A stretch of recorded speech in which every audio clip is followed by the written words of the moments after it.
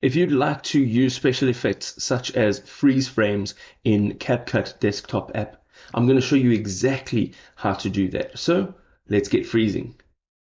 The first thing we want to do is make sure that we have a video in our main track. And as you can see here, I've got one. And in the preview pane, you can see a preview of the video. Now, what you want to do is go ahead and scroll with your finder on your timeline, or you can go ahead and click anywhere on the video or above the video to find the frame that you would like to freeze. Additionally, you can go ahead and use the arrow keys on your keyboard to scrub left and right. So we've chosen our frame that we would like, and from here you can go just above that and there is an icon that looks like a little block with two lines beside it. You can go ahead and click on this.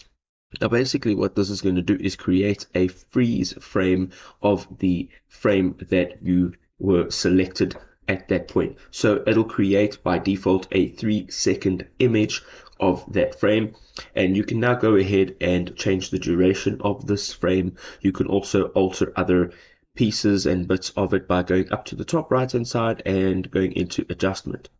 So this will be treated as an image, so you can now go ahead and overlay text over the image, as you can see here, and you can play around with the freeze frame feature to enhance the quality of your videos. If this was a helpful guide, drop us a like.